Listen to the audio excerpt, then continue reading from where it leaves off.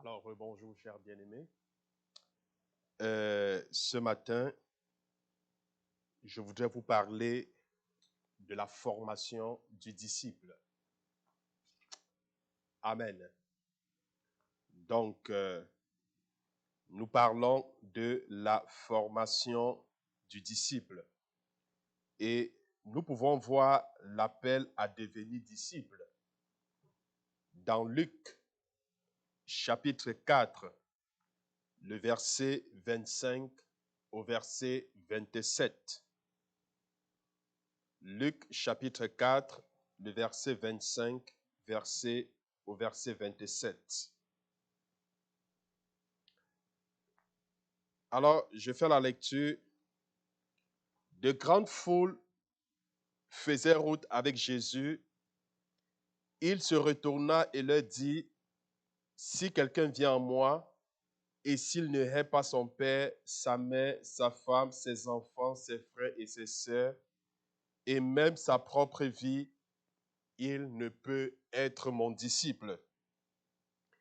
Et quiconque ne porte pas sa croix et ne me suit pas ne peut être mon disciple.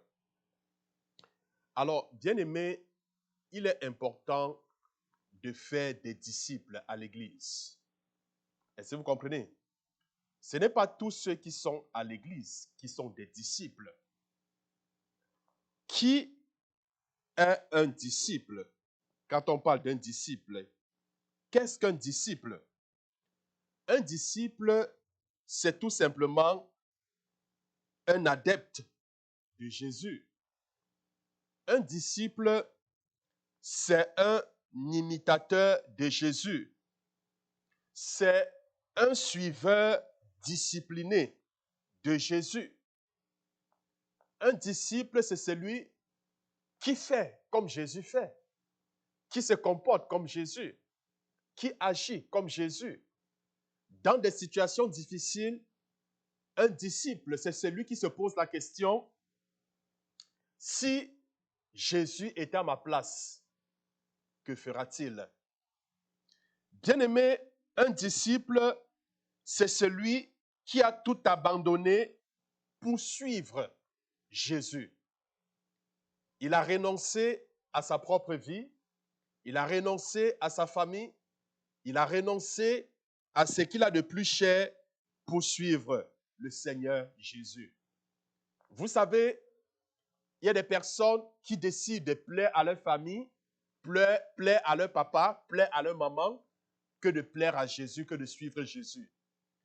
Il y a beaucoup, peut-être sous certains cieux, peut-être vous ne le connaissez pas, à cause de la persécution, à cause du rejet de la famille, alors parce qu'ils ne veulent pas être rejetés par la famille, parce qu'ils ne veulent pas être rejetés par les parents, alors ils décident de suivre les voies de la famille, entre guillemets, qui ne sont pas les voies de Dieu, en abandonnant, n'est-ce pas, le Seigneur. Un disciple bien-aimé, c'est celui-là qui crée des conditions de vie. Qui crée des conditions de vie. Un disciple, c'est avant tout un homme spirituel. Un homme spirituel. Parce qu'il y a une différence entre un homme spirituel et un homme charnel. Un homme spirituel, c'est celui qui comprend les choses de l'esprit. Un homme spirituel, c'est celui qui marche par l'esprit de Dieu. Alors, je voudrais tout simplement nous signifier ce matin, d'autant pour moi, qu'il y a une différence entre l'évangélisation et la formation des disciples. Évangéliser n'est pas former les disciples, non. C'est deux choses bien différentes. L'évangélisation, c'est quoi? C'est la propagation de la bonne nouvelle du royaume de Dieu. L'évangélisation, c'est quoi? C'est dépeupler le royaume des ténèbres et peupler le royaume de Dieu. L'évangélisation, c'est la bonne nouvelle du royaume de Dieu. Ça veut dire, j'annonce l'évangile aux personnes, aux païens, aux gens qui ne connaissent pas Jésus. Alors, une fois que ces gens ont cru, ça c'est l'évangélisation, annoncer la bonne nouvelle. Alors, quand il croit et qu'il commence à venir à l'église, alors il faut faire de ces gens des disciples. Amen. C'est important. Il faut faire de ces gens des disciples. Parce qu'un disciple, c'est celui-là qui a atteint la maturité spirituelle. La maturité spirituelle. Nous constatons qu'à l'église, il y a beaucoup qui sont encore immatures. Pourquoi? Parce qu'ils n'ont pas atteint le stade des disciples. Or, Jésus s'attend à ce que nous soyons des disciples, que nous ne soyons pas des simples chrétiens. Un disciple, bien aimé, c'est celui-là qui, comme je vous disais, a renoncé à soi, a renoncé à sa propre vie. C'est celui-là qui porte sa croix et décide de suivre Jésus. Porter sa croix, c'est accepter la volonté de Dieu de s'accomplir dans sa vie. Donc le disciple, c'est celui-là qui a accepté la volonté de Dieu de s'accomplir. Celui-là qui se plie à la parole de Dieu. Celui-là qui décide de marcher conformément à la parole de Dieu. Alors, c'est quoi l'objectif de la formation des disciples, bien-aimés? C'est quoi l'objectif? De faire des chrétiens des disciples. C'est tout simplement pour faire avancer le royaume de Dieu. Le royaume de Dieu n'avancera jamais s'il n'y a pas de disciples. Parce qu'un disciple, ce n'est pas celui-là pour qui on prie tous les jours, mais c'est celui-là qui prie aussi pour les autres, parce qu'il a déjà atteint la maturité spirituelle. Un disciple, c'est un gagneur d'âmes. C'est celui-là qui s'en va gagner les âmes, prêcher l'évangile et faire des nouveaux convertis, des disciples comme lui. Donc, ce sont donc des personnes qui ont atteint, donc, comme je disais, la maturité. La maturité. Alors, il est donc important de faire des disciples si nous voulons que l'œuvre de Dieu avance. L'œuvre de Dieu avance. L'œuvre de Dieu ne peut pas avancer s'il n'y a pas de disciples à l'église. Un disciple, c'est celui qui se soucie des affaires de son Père, celui qui se soucie de l'avancement de l'œuvre de Dieu. C'est ça un disciple. Alors, bien-aimés, l'œuvre de Christ en vous, c'est à vous rendre digne pour son royaume. Oui, l'œuvre de Dieu en nous permet de nous rendre dignes. Je voudrais nous rappeler que Jésus a passé la plupart de ces 3 ans et demi à former des disciples. Vous croyez que c'est un hasard? Quand Jésus a commencé son ministère, il a pris 3 ans et demi. 3 ans et demi pour former des disciples. Le Seigneur ne voulait pas seulement les gens qui viennent à l'église chaque dimanche, non. Mais il voulait former des disciples. Parce qu'un disciple, c'est celui sur qui tu peux compter. Un disciple, c'est celui qui comprend la pensée de Dieu. C'est celui-là qui ne vient pas à l'église parce qu'on l'a appelé pour lui dire, rappelle-toi, il y a l'église demain. Non. Il y a l'église dimanche, il y a telle rencontre. Non. Un disciple, c'est celui qui a compris l'importance de ces choses. Alors, il a fallu que Jésus prenne 3 ans et demi pour former des disciples. Ceux-là qui devaient perpétuer l'œuvre qu'il a commencée. Il avait besoin des personnes accomplies, des personnes matures, des personnes qui sont prêtes à renoncer à soi, à renoncer à leur propre vie. Les personnes qui étaient prêtes, n'est-ce pas, à se sacrifier pour lui. C'est ça, les disciples.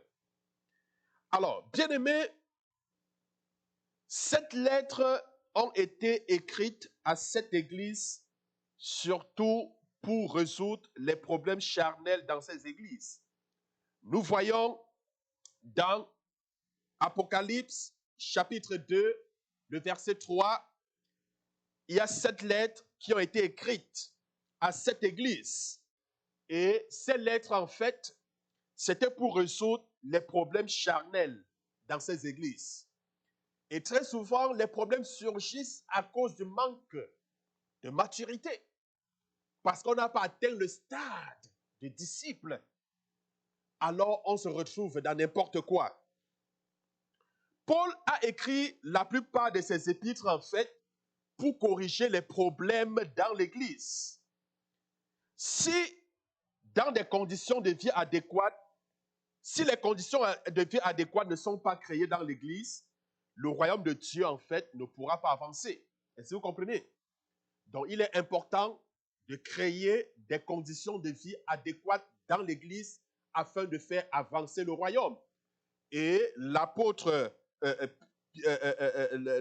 a justement écrit donc cette lettre aux églises pour résoudre les problèmes parce que les conditions même n'étaient pas adéquates et ceci avait une influence sur l'œuvre de Dieu. Alors, il y a des choses, bien aimés, qui empêchent, je dirais, le flot de la vie et qui créent des conditions de mort, par exemple, à l'église. Est-ce que vous comprenez? Des choses qui empêchent quoi? Le flot de la vie. Les choses qui créent, je dirais, la mort spirituelle à l'église. Et un disciple est au-delà de ces choses. Je parle de quoi, par exemple? Je parle, par exemple, de la fierté, de l'importance, de l'esprit indépendant. Est-ce que vous comprenez? De l'indocilité. Alors, si tu penses que tu peux tout faire seul, c'est très dangereux. Parce qu'en tant que chrétiens, nous avons besoin de nous soutenir les uns les autres. Ce sont des choses qui détruisent l'Église. Est-ce que vous comprenez? Donc, il est important de se soutenir dans la prière. Parce que la Bible même dit que celui qui est fort soutient celui qui est faible. La Bible dit, si un chasse 1000, deux mettent 10 000 en fuite. Ceci montre donc la force, la puissance de se mettre ensemble pour prier. Jésus n'a-t-il pas dit, si deux ou plusieurs s'accordent sur terre pour demander une quelconque chose, alors il leur sera accordé au ciel. Je voudrais tout simplement nous faire comprendre qu'il y a une puissance dans l'unité, il y a une force lorsque nous nous mettons ensemble et que nous prions pour une cause. La Bible dit, si une personne est capable de chasser 1000 démons, de chasser 1000 problèmes, imaginez-vous si nous sommes 3, si nous sommes 10 et que nous prions pour chasser un problème, la prière sera plus efficace. Parce qu'en réalité, il y a la force, il y a la puissance dans l'union. C'est pourquoi la Bible dit, il est beau, il est agréable pour les bien-aimés de demeurer ensemble. Alors, un disciple, c'est celui qui comprend ces choses, celui qui comprend l'importance de la prière, l'importance d'être dans la présence de Dieu, l'importance de la communion fraternelle. C'est très, très important. Alors, bien-aimé, je parlerai de l'amour, de l'approbation. C'est aussi l'une des choses qui fragilise l'œuvre. C'est l'une des choses qui vient empiéter, entraver l'avancement de l'œuvre de Dieu. Je parle ici, pardon, je parle ici, n'est-ce pas, je parle ici de l'amour de l'approbation. Il y a l'amour, n'est-ce pas, de la suprématie. Hein? Il y a ces choses-là qui sont en quelque sorte des barrières à l'avancement de l'amour, de l'avancement de l'œuvre de Dieu. Je ne pourrais pas oublier les disputes, l'esprit de commérage. Hein? Un disciple, ce n'est pas celui qui passe le temps à faire du commérage. Hein? Qu'aujourd'hui, le pasteur a fait ceci, il a fait cela. Tel bien-aimé a fait ceci, il a fait cela. Non, ce sont des choses qui détruisent l'œuvre de Dieu. Regardez, qu'est-ce qui a retardé? Qu'est-ce qui a retardé les enfants d'Israël au désert? C'était la rébellion, c'était le commérage. Il y a l'une des choses que Dieu déteste, c'est quoi? C'est le commérage. Dieu haït le commérage. Il a horreur du commérage. Donc, bien aimé, les disputes, les esprits de commérage, l'entêtement, l'égoïsme, le refus de la soumission, hein, l'esprit de critique, l'esprit rebelle, l'égocentrisme sont des choses qui entravent l'avancement de l'œuvre de Dieu. Il y a des personnes qui sont là justement tout simplement pour critiquer. Est-ce que vous comprenez? Ils ne peuvent pas encourager leurs bien-aimés lorsqu'ils font quelque chose, mais ils ont l'esprit de critique. ce n'est pas bien parce qu'ils ne peuvent pas trouver les vertus qui se trouvent dans leur bien-aimé pour encourager, mais lorsqu'ils retrouvent une faille, ils sautent sur l'occasion pour pouvoir critiquer. Donc, c'est autant de choses qui fragilisent et qui empêchent l'avancement de l'œuvre du Seigneur. Est-ce que quelqu'un peut dire Amen? Alors, le fait de toujours rechercher la faille, parler des défauts et des échecs des autres au lieu des vertus, hein, de ceux qui sont là, hein, et qui sont plus doués et appréciés que soi. Hein. On recherche plutôt les failles, on recherche plutôt les défauts. Il y a la convoitise, bien aimé, convoitise, les actes pas sains, l'affection et la familiarité malsaine à l'égard, par exemple, du sexe opposé, la validité, sont autant de choses, n'est-ce pas, qui viennent entraver l'avancement de l'œuvre de Dieu, qui empêchent la progression de l'évangile. Nous parlons aussi de la malhonnêteté, la disposition à la tromperie. Amen. Donc, bien aimé, il y a autant de choses.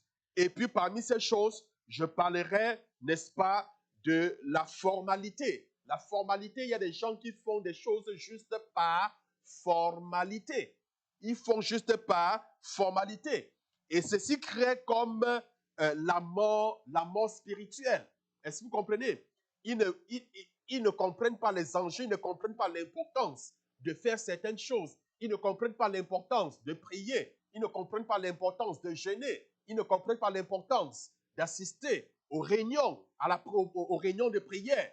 Même quand ils sont là, ce n'est pas formalité. Peut-être parce que, bon, voilà, peut-être le pasteur a fait peut-être 3 mois sans me voir. Il faut que j'aille aussi pour que le pasteur ne se pose pas les questions. Vous ne le faites pas formalité. Ça veut dire que vous n'avez rien compris. C'est très important. Donc, ceci crée la mort spirituelle dans nos vies. La mort spirituelle, le manque de la présence de Dieu. Bien aimé, c'est très important. Alors, nous allons voir rapidement ce que Jésus a enseigné aux disciples. Qu'est-ce que Jésus a enseigné aux disciples? Quant au disciple-là, quand on parle de la formation du disciple, qu'est-ce que Jésus a enseigné? Alors, bien aimé, le disciple doit être comme son maître. Ça, c'est l'enseignement de Jésus. Jésus dit que le disciple, en fait, doit être comme son maître.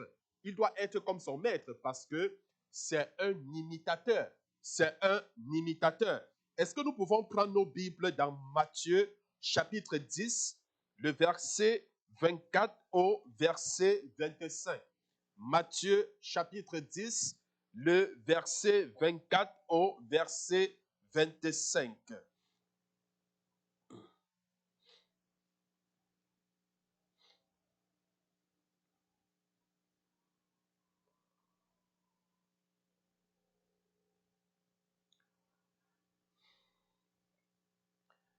Alors, bien aimé,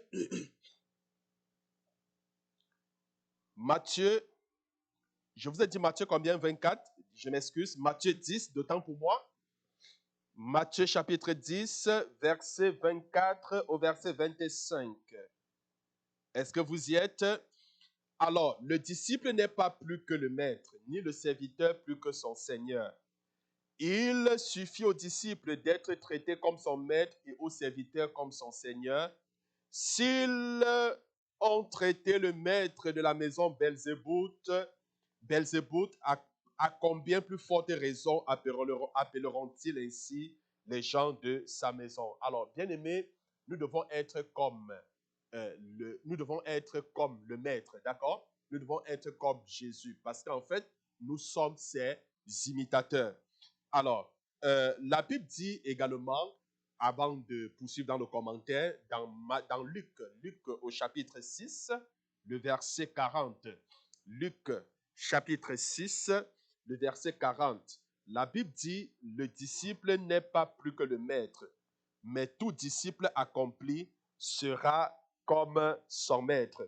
Tout disciple accompli sera comme son maître. Alors, bien aimé, nous devons être comme Jésus. Nous devons rechercher à être comme Jésus dans sa parole, dans ses paroles, dans son caractère, dans ses actions. Est-ce que je me fais comprendre?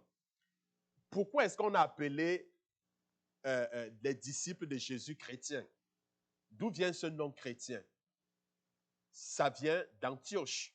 Lorsque les habitants d'Antioche ont vu les disciples de Jésus, alors ils ont vu qu'ils se comportaient comme lui, ils marchaient comme lui, ils parlaient comme Jésus, ils agissaient comme Jésus. Et les habitants d'Antioche ont dit, ceux-ci sont des chrétiens, c'est-à-dire ils font comme Jésus. Ils font comme Jésus. C'est ça un disciple. Un disciple, c'est celui qui fait comme Jésus dans ses paroles, dans sa conduite, dans ses actions. Bien-aimés, nous devons refléter l'image de Jésus. Nous devons refléter l'image de Jésus. Posez-vous, à chaque problème, à chaque situation, un disciple, c'est celui-là qui se pose la question qu'aurait fait Jésus face à cette situation. Comment est-ce que Jésus aurait pu agir face à cette situation? Donc, un disciple, en fait, c'est un imitateur de Jésus. Et Jésus lui-même a dit, si on traite ainsi le bois vert, qu'en sera-t-il du bois sec? Alors, comme pour dire que le serviteur n'est pas plus grand que le maître. Alors, si Jésus a été insulté, si Jésus a été méprisé, si Jésus a été rejeté, si Jésus a été critiqué, on est allé jusqu'à l'appeler Belzébuth, c'est-à-dire le prince des démons. On a appelé Jésus, on a appelé Dieu, on a appelé le libérateur, le prince des démons. On a taxé Jésus de prince des démons. Mais Jésus dit, si lui, Jésus, si lui, Dieu, si lui, le sauveur, on l'a taxé, on l'a appelé le prince des démons, à plus forte raison, nous, le bois sec, ça sera pire, bien-aimé. On va nous traiter de tout et de rien. On va nous traiter de tout et bien et de rien. Justement parce que nous sommes des disciples. Amen. Oui, c'est pour cela que la Bible déclare, heureux serez-vous lorsqu'on vous persécutera. Heureux serez-vous lorsqu'on vous outragera, lorsqu'on vous rejettera à cause de Christ. Oui, à cause de Christ. Bien-aimés, il y a une bénédiction pour ceux-là qui sont persécutés. Parce que tous ceux qui sont persécutés à cause de Christ seront bénis. Ceux-là qui sont rejetés, ceux-là qui ont perdu leur vie, ceux-là qui ont tout perdu à cause de Christ, retrouveront ces choses qu'ils ont eu à perdre. Alors, bien-aimés, nous voyons dans Matthieu chapitre 28, le verset 19 au verset 20. Matthieu 28, verset 19 au verset 20, Jésus dit, allez, faites de toutes les nations les disciples, les baptisant au nom du Père, du Fils et du Saint-Esprit, et enseignez-leur à observer tout ce que je vous ai prescrit. Et voici, je suis avec vous tous les jours jusqu'à la fin du monde. Jésus nous a donné cette recommandation d'aller et de faire des nations des disciples. Est-ce que vous comprenez? Faire des chrétiens, des nations, des disciples. C'est ça la mission de l'Église, c'est former des disciples.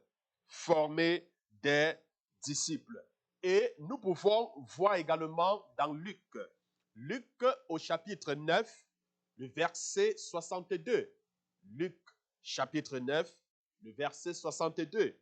La Bible dit, Jésus lui répondit, quiconque met la main à la charrue et regarde en arrière n'est pas propre au royaume de Dieu. Bref, Jésus a fait un appel. Qui veut me suivre? Beaucoup avaient décidé de suivre Jésus. Mais il y a plusieurs qui, n'est-ce pas, étaient prêts à suivre Jésus, mais ne voulaient pas renoncer à certaines choses. Est-ce que vous comprenez? Jésus dit à quelqu'un, est-ce que tu veux me suivre? Il dit, oui Seigneur, je vais te suivre.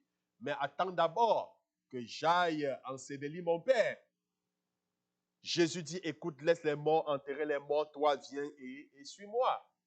Jésus dit à l'autre qui dit à Jésus, je vais te suivre, mais attends d'abord que j'aille dire au revoir à ma famille. Jésus dit, écoute, quiconque met la main à la charrue et regarde en arrière n'est pas digne du royaume de Dieu. n'est pas propre au royaume de Dieu. Donc, un disciple, donc, comme je disais, c'est celui-là qui est prêt à tout sacrifier pour le Seigneur. Celui-là qui a pour idée, celui-là qui a pour préoccupation l'avancement du royaume de Dieu, le salut des âmes. C'est ça, le disciple. Il s'y met, il met son temps, il met son argent, il met ses ressources, il met ses disponibilités pour l'avancement du royaume de Dieu. Est-ce que quelqu'un peut dire Amen? Alors, bien aimé, nous pouvons également, comme je vous disais, le disciple doit être comme son maître. Il doit être comme son maître. Alors, faire les mêmes œuvres que Jésus, c'est très important. Donc, il faut faire les œuvres que Jésus a eu à faire. Déjà, même Jésus a dit, celui qui croira en moi accomplira des œuvres plus grandes que celles que moi j'ai accomplies. Est-ce que vous comprenez? Donc, Jésus même s'attend à ce que nous puissions accomplir les œuvres plus grandes que celles qu'il a accomplies. Alors, nous avons besoin de suivre l'exemple de Jésus. Oui, c'est ce que Jésus a enseigné, que soyez mes imitateurs, marchez. Jésus nous a conseillé, nous a interpellés. Mais n'est-ce pas, la Bible dit, dans Jean 14, verset 6, « Je suis le chemin, je suis la vérité, je suis la vie. Nul ne part au Père que par moi. Jésus est le chemin. Suivons le chemin qui est Jésus. Suivons les voies de Jésus. Faisons comme Jésus, comportons-nous comme lui, parce qu'il est le chemin. Gloire à Dieu. Il est le chemin. Alors, bien-aimés, renoncez à vous-même, prenez votre croix et suivez Jésus. Tu dois renoncer à toi-même. Tu dois prendre ta croix et tu dois suivre Jésus. Matthieu chapitre 16, le verset 24 au verset 25. Matthieu chapitre 16, le verset 24 au verset 25. Alors Jésus dit à ses disciples, si quelqu'un veut venir après moi, qu'il renonce à lui-même, qu'il se charge de sa croix et qu'il me suive. Car celui qui voudra sauver sa vie la perdra, mais celui qui la perdra à cause de moi la trouvera. Bien-aimé, Jésus dit ici, si quelqu'un veut le suivre, si quelqu'un veut être disciple de Jésus, il faut qu'il soit prêt à renoncer à lui-même. Il faut qu'il soit prêt à renoncer à lui-même, à renoncer à sa propre vie. Il faut qu'il soit prêt à porter sa croix. Porter sa croix, c'est accepter la volonté de Dieu de s'accomplir. Ça veut dire que tu dois être prêt à faire ce que Dieu te demande de faire. Si Dieu te dit fais ceci, il faut que tu sois prêt à le faire sans hésiter. C'est ça le disciple de Jésus. Es-tu prêt à renoncer à toi? Es-tu prêt à porter ta croix, c'est-à-dire accepter la volonté de Dieu de s'accomplir? C'est ça un disciple. Jésus a dit, si quelqu'un veut être mon disciple, alors il doit renoncer à lui-même. Parce qu'en réalité, celui qui voudra gagner sa vie la perdra, mais celui qui perd sa vie à cause de Jésus la retrouvera. Ça, je peux vous l'assurer. Celui qui perd sa vie, celui qui perd sa famille, celui qui perd ses biens à cause de Jésus la retrouvera. Nous voyons dans ce monde des gens régner Jésus parce qu'ils ne veulent pas perdre leur travail, parce qu'ils ne veulent pas perdre les membres de leur famille. Finalement, même le travail qu'ils ont gagné au détriment de Jésus, ils finissent par le perdre. Est-ce que vous comprenez? Mais si vous perdez ces choses à cause de Jésus, à cause de sa parole, tu retrouveras toutes ces choses. Non seulement le Seigneur va te le remettre au centuple dans le siècle présent, mais aussi dans le siècle à venir. Amen. Tu le retrouveras aussi dans le siècle à venir. Alors, bien-aimé, es-tu prêt à porter ta croix? Est-ce que tu es prêt à porter ta croix? Gloire à Dieu. Alors, si vous demeurez en fait dans sa parole, vous êtes vraiment ses disciples. Est-ce que vous vous souvenez? Jésus a dit dans Jean, chapitre 8, verset 31, que si vous demeurez dans ma parole, vous êtes vraiment mes disciples. C'est quoi demeurer dans la parole de Dieu? Demeurer dans la parole de Dieu, c'est écouter la parole de Dieu et la mettre en pratique. Aussi simple que cela. Jésus dit, si tu demeures dans ma parole, alors tu es mon disciple. Ça veut dire, si tu gardes sa parole, si tu ne te bornes pas seulement à écouter, parce que, voyez-vous, il y a des gens qui écoutent la parole, mais qui ne la mettent pas en pratique. Et Jean nous donne ce conseil. Il dit, ne vous bornez pas seulement à écouter la parole de Dieu, mais mettez-la en pratique. L'importance n'est pas d'écouter la parole de Dieu, mais l'importance, c'est de mettre en pratique la parole que nous avons écoutée.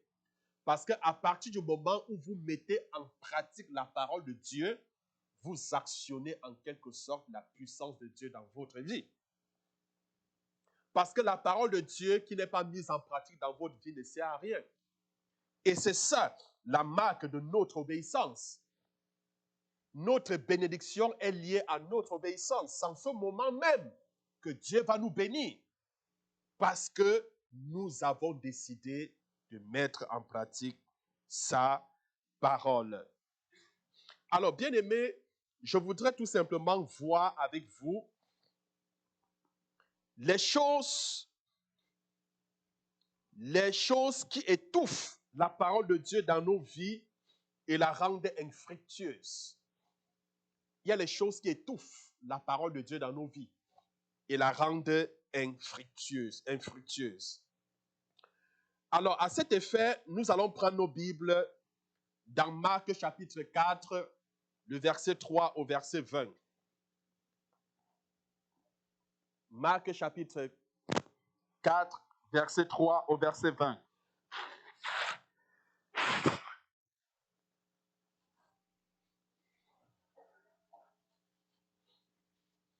Marc chapitre 4, verset 3 au verset 20.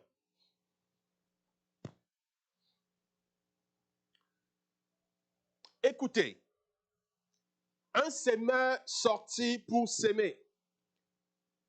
Comme il sema, une partie de la semence tomba le long du chemin, les oiseaux vinrent et la mangèrent. Une autre partie tomba dans un endroit pierreux où elle n'avait pas beaucoup de terre. Elle le leva aussitôt parce qu'elle ne trouva pas un sol profond. Mais quand le soleil parut, elle fut brûlée et sécha, faute de racines. Une autre partie tomba parmi les épines montèrent et l'étouffèrent, et elle ne donna point de fruits. Une autre partie tomba dans la bonne terre. Elle donna du fruit qui monta et croissait, et elle rapporta 30, 60 et 100 pour un. Puis il dit, que celui qui a des oreilles pour entendre, entende.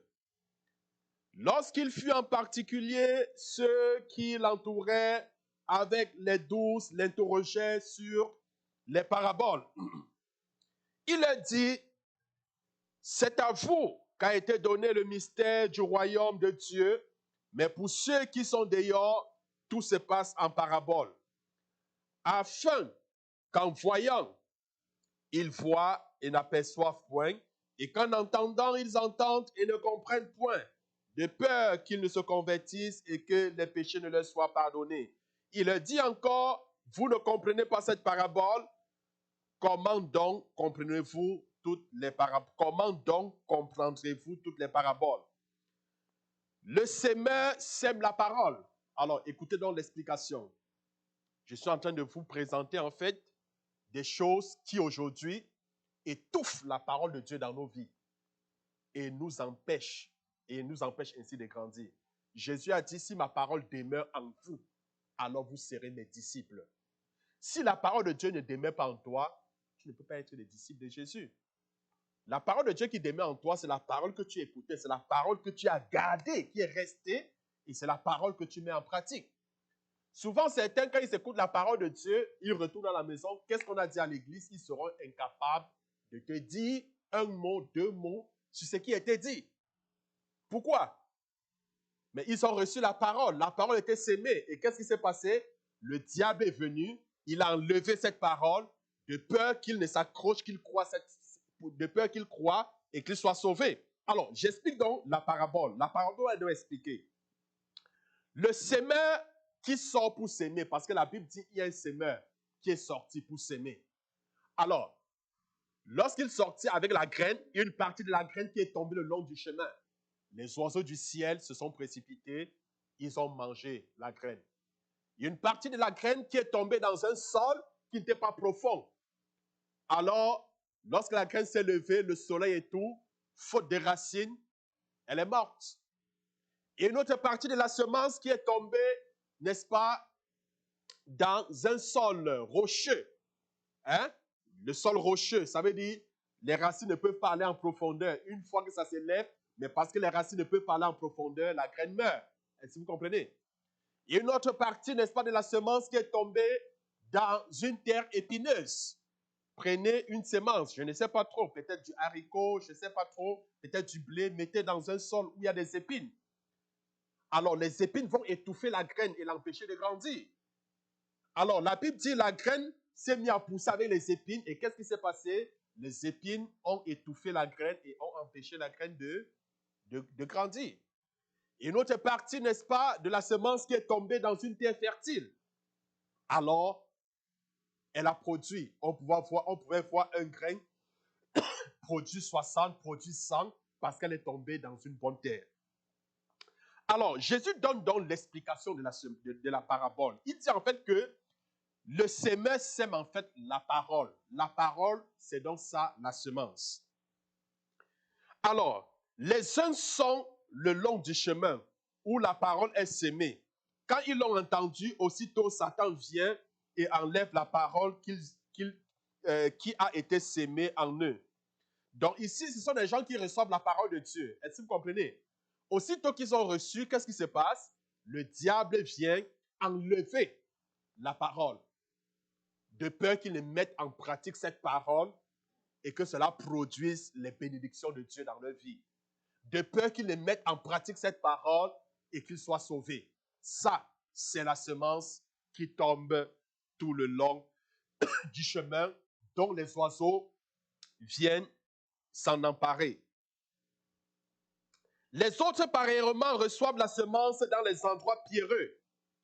Quand ils entendent la parole, ils la reçoivent d'abord avec joie, mais ils n'ont pas de racines en eux. Ils manquent de persistance. Dès que survient une tribulation, une persécution, à cause de la parole, ils y trouvent une occasion de chute. Cette semence qui tombe dans une terre pierreuse, on l'a dit, prenez un grain de maïs, mettez dans un sol pierreux, c'est-à-dire il y a un rocher là, vous mettez la graine, ce grain de maïs ne pourra pas germer. Est-ce que vous comprenez? Ça va aller, faute de quoi? De persistance, faute de racines. Elle ne pourra pas aller en profondeur à cause des pierres. Alors, elle va mourir. De même, la Bible dit, il y a donc des gens qui reçoivent la parole de Dieu dans des endroits pierreux. Quand ils entendent la parole, ils la reçoivent avec joie. Mais ils n'ont pas de racines en eux. Il leur manque de persistance. Est-ce que vous comprenez? Il leur manque de persistance. Ils ne sont pas du genre à persévérer dans la foi. Il leur manque de persistance, de consistance dans leur marche. Et quand surgit une épreuve, alors ceci devient une occasion de chute pour eux. Ils profitent de la première épreuve pour abandonner le Seigneur. Pourquoi? Parce qu'il leur manque de persistance. Il y a des personnes non comme ça. Alors, bien aimés, d'autres reçoivent la semence parmi les épines. Ceux-ci, ce sont ceux qui écoutent la parole de Dieu, mais en qui les soucis du siècle, la séduction des richesses, l'invasion des autres convoitises étouffent la parole et la rendent infructueuse. il y a les gens qui reçoivent bien la parole de Dieu. Mais à cause des soucis du siècle, ces soucis du siècle viennent étouffer la parole de Dieu. C'est quoi les soucis du siècle? Il s'agit de quoi? Il s'agit, n'est-ce pas, de la convoitise, hein? La séduction des richesses, hein? Les convoitises. Toutes ces choses viennent étouffer la parole et empêchent la parole de grandir. Il y a certains qui reçoivent, mais parce qu'ils sont tellement soucieux, à cause de ces soucis des choses du monde, des choses du siècle, ça empêche la parole de Dieu d'être productive. Jésus a dit, ne vous inquiétez de rien. Amen. Ne vous inquiétez de rien. Qui de vous, à force de s'inquiéter, peut changer quoi que ce soit à son statut, à son état? Ce n'est pas parce qu'on s'inquiète qu'il y a changement, non. Mais l'inquiétude plutôt empêche la parole de Dieu de porter du fruit. Amen. L'inquiétude engendre le stress. Et le stress peut causer plusieurs maladies. Amen. Donc, il n'est pas bien de s'inquiéter. Alors, d'autres reçoivent la semence dans de bonnes terres. Ce sont ceux qui entendent la parole de Dieu, la reçoivent et portent du fruit. Est-ce que vous comprenez? C'est donc ça, la semence qui est reçue dans une bonne terre. Alors, nous voyons donc comme chose qui étouffe la parole de Dieu, nous voyons les tromperies des richesses, nous voyons le souci des choses, le souci des choses du monde, nous voyons la convoitise des autres choses. Est-ce que vous comprenez? Il y a plein de choses qui, n'est-ce pas, empêchent la parole de Dieu de grandir, de porter du fruit dans nos vies.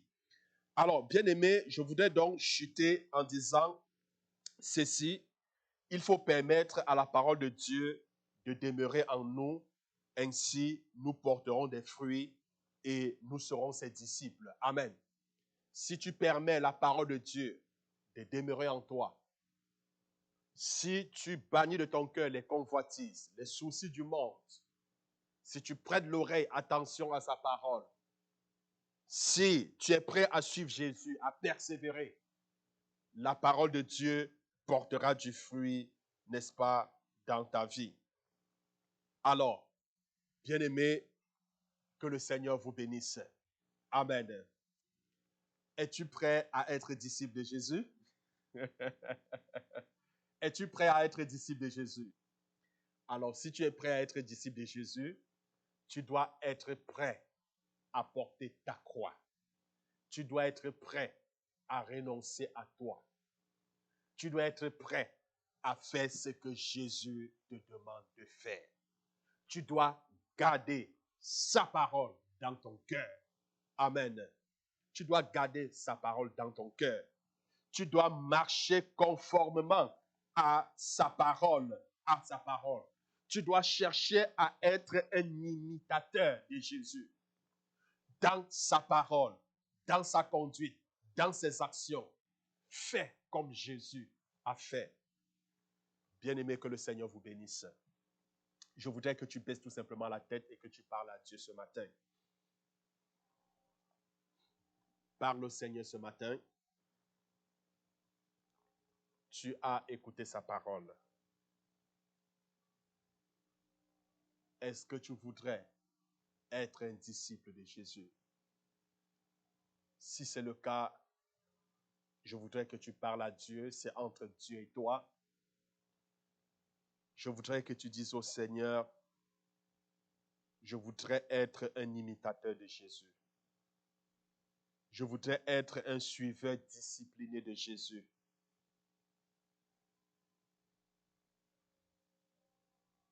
Seigneur, fais de moi un homme, une femme spirituelle. Je vais être comme Jésus, en parole, en conduite. Seigneur, dans les actions, je vais être comme Jésus. Je veux refléter ton image, ô Seigneur. Parle au Seigneur ce matin, bien-aimé. Parle au Seigneur ce matin. Dis à Dieu d'éloigner de ton cœur, d'éloigner de toi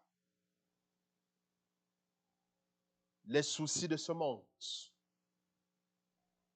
Oui, Seigneur, éloigne de moi les soucis de ce monde. Parle à Dieu. Demande au Seigneur d'éloigner de toi les convoitises des autres choses. Toutes les convoitises. Demande au Seigneur qu'il éloigne de toi les convoitises, la cupidité. Qu'il éloigne de toi la tromperie des richesses.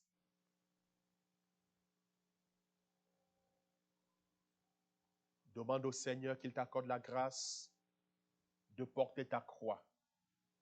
Dis, Seigneur, j'accepte de porter ma croix pour te suivre. En d'autres termes, j'accepte que ta parole s'accomplisse dans ma vie. J'accepte d'accomplir ta volonté. Que veux-tu que je fasse? Seigneur, je l'accomplirai. Dis à Dieu ce matin, Seigneur, accorde-moi la grâce, non seulement d'écouter ta parole, mais à chaque fois de pouvoir la mettre en pratique. Dis à Dieu que tu voudrais mettre en pratique sa parole, qu'il te donne la grâce afin de parvenir.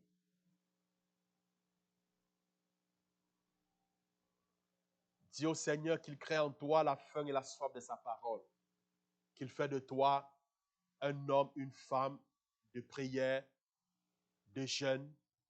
Oui, qu'il te donne de jeûner, de prier sans cesse, de prier à temps et à contre-temps, de prier en toutes circonstances.